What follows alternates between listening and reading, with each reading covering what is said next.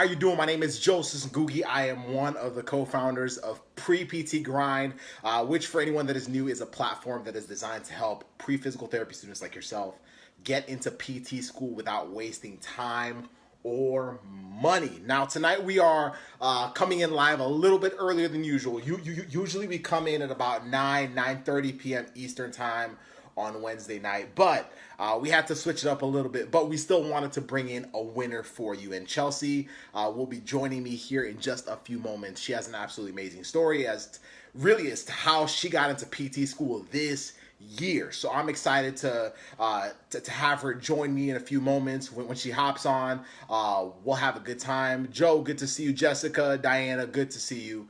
The reason why we do these live streams is because of this. As a pre-physical therapy student, there's one thing that our pre-PT grind team, myself and Casey, we honestly believe is that really this pre-PT game has changed. It's shifted a lot. Shanahan, how you doing? Chelsea, good to see you. And really, the pre-PT game has changed, and we want to show you really how to still win in a world that is teaching you how to play the pre-PT game the way it was played 5 years ago. The way we were told to go to our academic advisors. We were told to go to our counselors at school to show us how to get into PT school. And the honest truth is, the things that once set us apart as pre-PTs has completely shifted. And it's shifted because it's now what everybody's doing. And if everyone's doing it, it becomes very hard to stand out. So tonight, we want to share with you a story about Chelsea. Let's see if she is on here. Chelsea. It's all good are in here, but I'm really excited for tonight's live stream. But it should also be really inspirational for you as a pre-physical therapy student, mainly because you have all been where all of these pre-PT winners have been. Yes, got it to work. Can you hear me? I can. Can you hear me? Of course, loud and clear.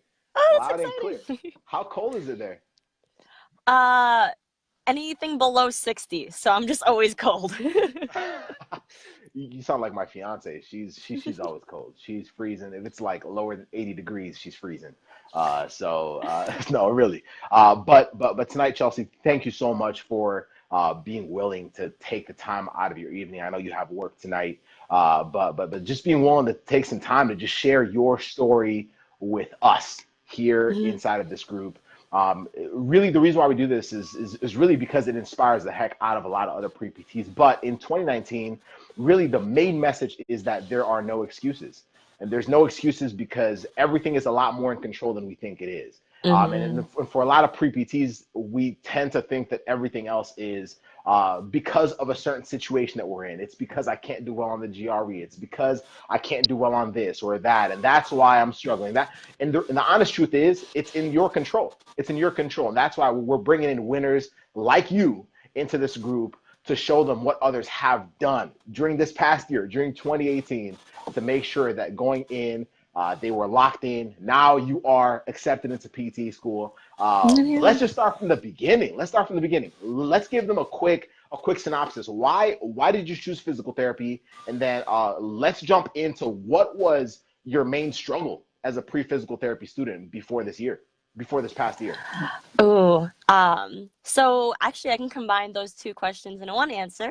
Uh, what got me into physical therapy was, actually I graduated 4 years ago, so I'm like considered a non-traditional student. And for a long time, I was doing social work in a domestic violence safe house, and I was also doing self-defense training and competing in Muay Thai or kickboxing. So all of that was happening in my life after I graduated. And then, I came to a point where I was just like, how, like, what does this all mean? Like, I just like, it's one big funnel, like a cone, and you're like, this has to all fit together. And after a lot of time thinking about like trauma, and disability, and pain, you're like, wait, physical therapy, boom, like these are the people who deal with all of this all together, all at once. Mm, wow, that's simple. Mm. Yeah. I mean, definitely simple in terms of because I've just been writing about this on my essays and It's so clear. answering It's like all this is of why I'm it. doing it. No, Uh, but it was also quite the journey for you as well. yes. I mean, definitely has been a journey. Like I said, I've been out of school for 4 years, so that's weird. I'm kind of getting up there in age. And and I have also, with that time, I live in Oregon right now. I live in Eugene, Oregon, and I moved away from my family, from a lot of like toxicity in my life, and I kind of like, me and my partner, we that's all we had out here. So we felt definitely a little bit alone. And when I decided I wanted to do physical therapy, I was like, um, I don't know who I can talk to about this besides my dogs. Wow. Yeah. No, and so then you made that transition. And the honest truth is, like, it's kind of what you were saying. There's a lot of things that we leave behind. I think for myself, I shared before, and this is not the live stream for that, but for me, Boundaries. it was just a lot of the boundaries, but also really battles that I was having with my family, and just really a lot of doubts Hmm. that come with that, especially when there's a lot of pushback as to what you're trying to do, and not feeling like you have a community, and you felt isolated in a way, right? You felt Hmm. alone in the journey, and so really for you, you're like a spokesperson for a lot of other pre-PTs who might not have the exact same story, but we tend to feel isolated because I mean, even PT as a whole, like most people don't understand the profession, but we all come with different baggages. We come from different familial situations, family, friend situations, and we just sometimes you're just like, holy freaking crap! Like, am I the only one that's going through this? But you still pursued it nonetheless, being 4 years out of Oh, school. Go. absolutely. I think there's someone in this group who's actually like from Alaska, from the West Coast, and I was like, I'm the same. Like, I don't have anyone here. We're like the closest to each other. I mean, there's No, it's California like, people, but California's far. yo, true. Far Um, south. It's a big state too. I know. I know. And actually, like, even in Oregon, there was only one school out here, one school in the state of Oregon that had a DPT program, but now there's two that just got accredited this year. So, like, Mm, really, like even the academic and professional community out here is pretty small.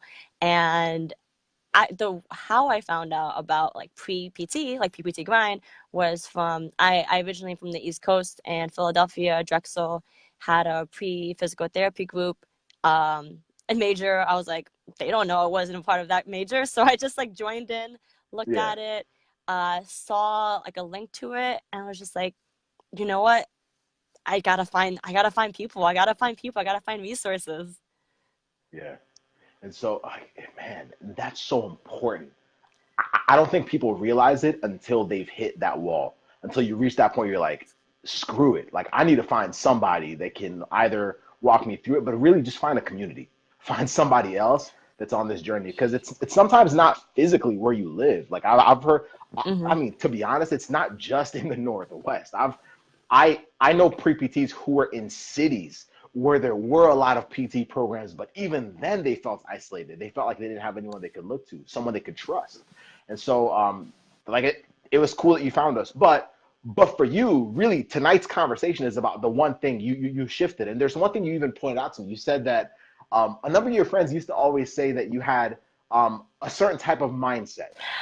And I want to Yeah, dive into my that a best little bit. friend my best friend says he's always like, you have like a scarcity mindset. Like, I'm always like in crisis mode. That's actually even like a term we use in like this like social service domestic violence. And sometimes I still have that. I'm like, am I enough? Whatever. He's like, yo, you are enough. You need to have abundance. I think I shared this, and this is a really personal but really funny story. So you know, for most of my life, I've kind of like in and out of money, been homeless for a little bit, had like some personal struggles. And I have two dogs. And sometimes at we go to a dog park and you get like a bunch of those like free doggy bags. I was like, I would sometimes take them so I don't have to buy doggy bags all the time. But this year was like, I need to do things in abundance. So I like I started buying doggy bags. I started buying Mm, doggy bags, which was like such a small little win for me.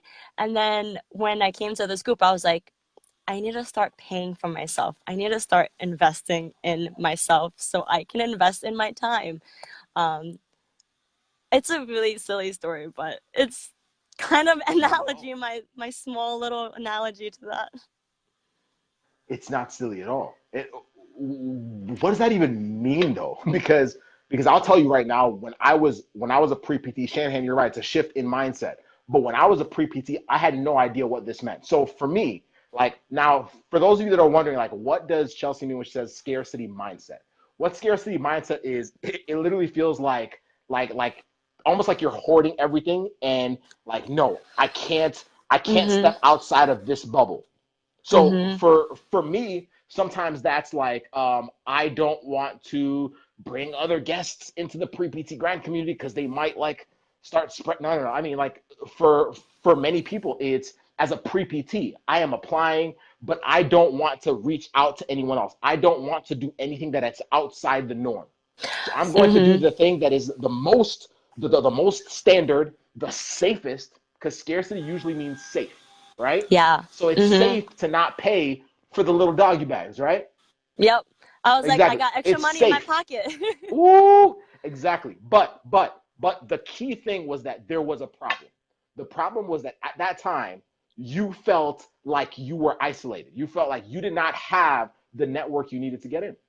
You Yeah. also felt like you were also not as like sometimes even like as equipped to apply because you're like, Mhm. I'm a few years out. I feel like there are students that are literally flying through this thing, and this is how a lot of non-traditional students think. They're like, well, I know there's some students that are literally like flying right through. They have finished their undergrad, they're applying right into PT school, they have higher GPAs, they're locked in, their momentum is pushing them towards PT school. But you're like, man, I'm 4 years out. I already feel a little distance from it. I don't have the type of community I had when I was rocking through college and all that stuff. But I also feel isolated. I also feel like I don't have anybody. I feel like I need to find somebody. And that required you saying, I can't really live my life as if it's all gonna be free doggy bags, right? Yep. I have to change Yes. my mindset from a scarcity mindset and switch to an abundance mindset. And that's going to be an important message for a lot of pre-PTs this year. And that's why this is probably the best live stream to start with. But break that down for us a little bit more. What did that look like for you when you were making that shift from that scarcity mindset where you were like, I have to make sure that I'm taking the safest route possible. I have to make sure that I'm not doing anything outside of the norm, anything outside of what most pre-PTs are doing. I'm going to like flip the script. What did that look like for you? Oh my gosh. Like, one, definitely like using my resources, like Hmm. investing in resources. That is the biggest thing when it comes to abundance mindset is that like you're investing it, you have the resources, and now like if you feel stuck, I didn't have to worry about scraping by or just kind of trying to like get caught up in my own head about figuring out how to solve a problem. Like I could ask people. If I had a problem or if I was, the campus visits trying to figure out stuff, I shoot you or I shoot Casey a text, and I'm just like, what do I do? Like, I just talk it out. That helped me so much, and I know that I saved myself time and I saved myself money by doing that. Mm. Otherwise, you can get lost. Definitely, there's so many resources out there you can get lost.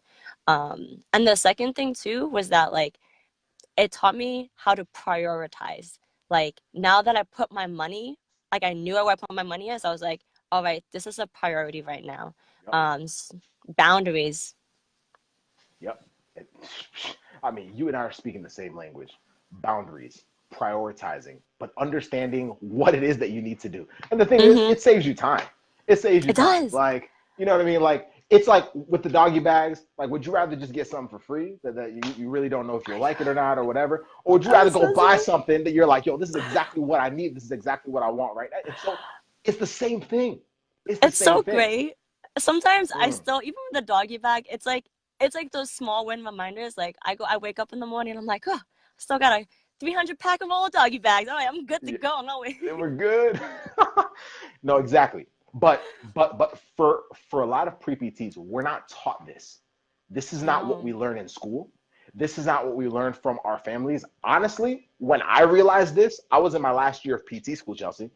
I was in my last year of PT school. It was the first time that I realized, yo, like how I'm doing this thing. And for me, it was my frustrations with becoming a physical therapist, even where I realized in my transition, there's a lot of things that I don't fully understand. I could either play this the long way and just do a bunch of Mm-hmm. trial and error, a bunch of free doggy bags until I Mm-hmm. get what might be just right, or I can actually take control of it. I can do what is unnatural to me and actually say, you know what? Let me invest in me.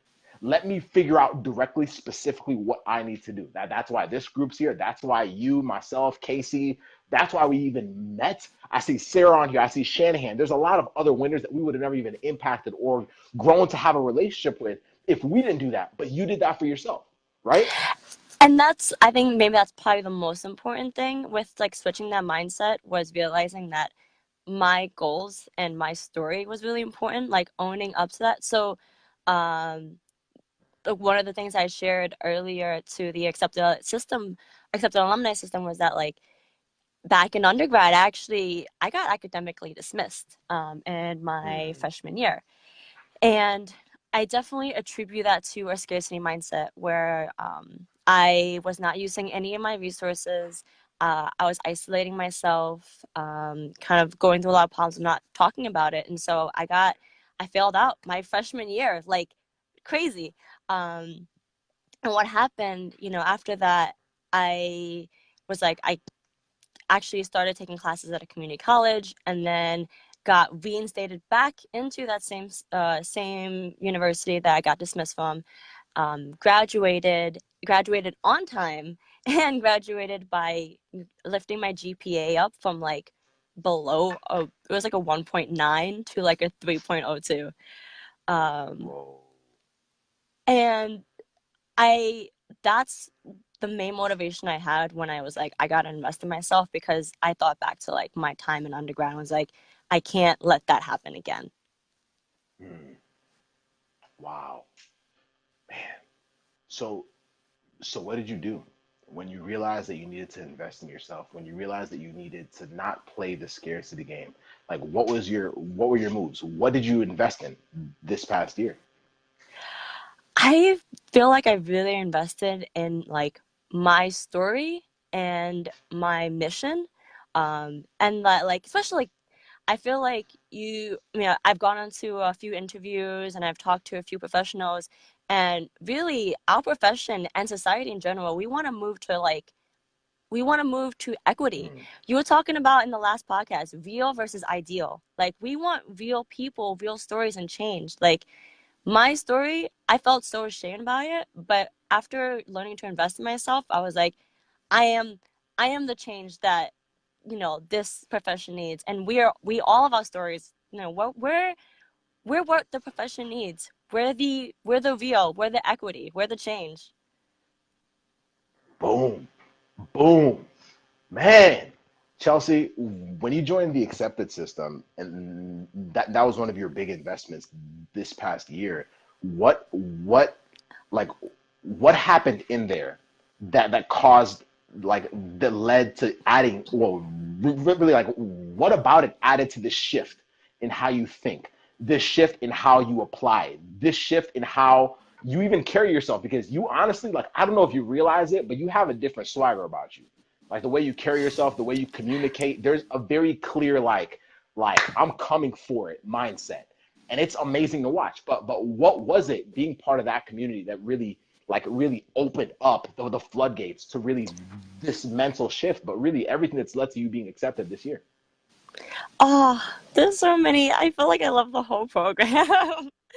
um I mean, having access to mentors like you and Casey are great, but then also having the community like my peers like Donette, Nate, Carl, like Ben, Leo, Zanaya. I love all you Yeah, she about to guys. start crying. She like, Like you get to see and cheer gosh, each other on. That's what it's about. It's the community. It's the people that you work with and you collab, and the people that um also the people that we represent. exactly, exactly. So later on in 2018, you had taken this step. You said, honestly, like I remember watching some of your video interviews and I was like, yo, there is like I'm telling you, it's the swagger that I was just talking about. There's a very clear poise, a very clear confidence. Honestly, it's almost like you had mentally told yourself, like, it's already in the bag. I just need the school to figure it out. You know what I mean? Like there was a very clear like I'm the ish. Like accept me now or regret it. You know what I mean? Like it was a very like I know that I got it all together. Let's freaking get it.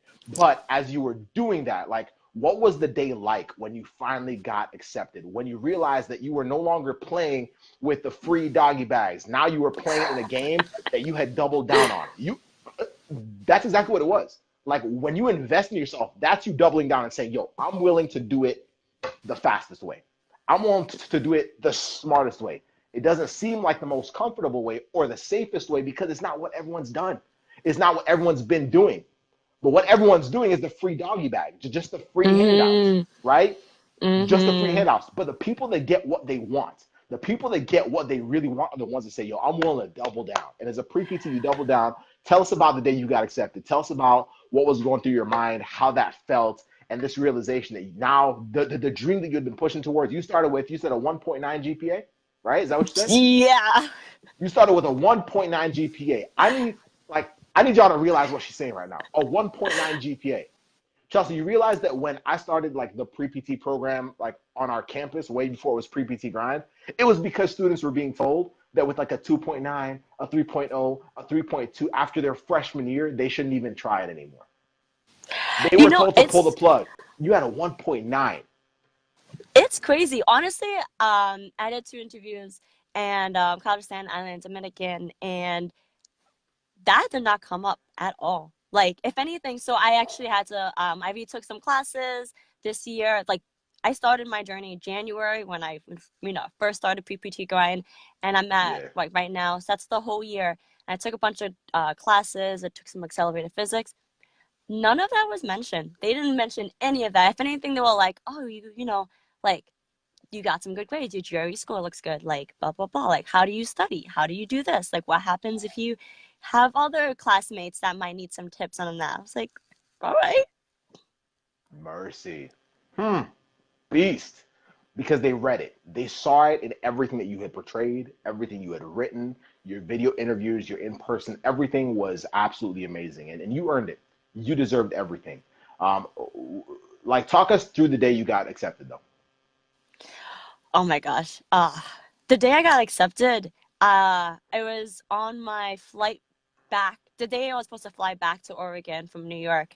And actually, they were sending out emails saying that, you'll hear back next week, you'll hear back 2 weeks from now. I heard back 2 days after from the College of Staten Island. I was like, Woo! what? Um, it was amazing. And the first person I told was actually Dawnette, um, because I remember from our first meeting, we were like, if the people that you meet your team right here and acceptance system, like those are gonna be like the first people you tell. Those are gonna be your team. And I told Dawnette, Yup. and I told Nate, and I told you guys, and I was like, you guys are the first person I told. They deserved it. You deserve it. All of y'all are absolutely destroying it. But really, that shift that you had in 2018 is what has to happen for all these pre-PTs if they really want to see that W as well this year. Yeah. If they want to see it this year, they have to do exactly what you did. That's how you get into PT school now, especially with a 1.9 GPA starting out all the way through. You absolutely deserve it. I'm so proud of you. Thanks. You definitely gotta stay locked into, like, Yeah. those quiet days, those days every day where you're like looking at the videos that we share on the courses, writing down, like preparing yourself to, like, for interviews. Like, I felt like it's because I prepared myself, like those PDF questions that we have, the script. This worked. I was like, blessings. It's good. No, you destroyed it. But yeah, it's preparation.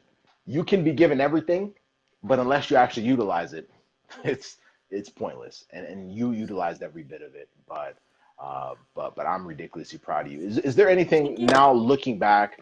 I know you've said a lot, and I know you also have work, but is there one thing, if you were to say, man, like after looking back at my last year, really the last 4 years, but looking back at your last year and saying, like, is there one thing that I could tell pre-PTs who are in the same place I was in? pre-PTs who feel isolated, pre-PTs who feel like they don't have everything put together, pre-PTs who are looking into this next application cycle like it's a fog, like not even sure what the heck to do, but really just kind of playing it by ear. It's like, let's see what happens. Let's see what happens in July. Let's see what happens in August. Not even sure what to do next. What would you say to those pre-PTs based on your journey? What is one piece of advice or wisdom after your experience that you would share with them?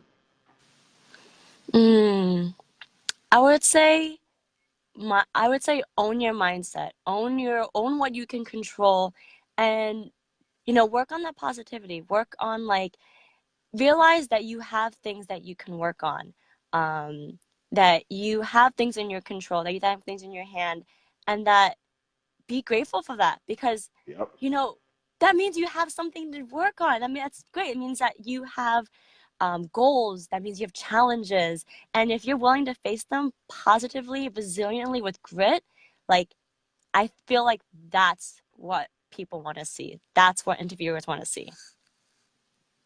Boom. Done. Done. That's it, fam. You killed it. You killed it. Thank you so much for sharing your Thank you. story.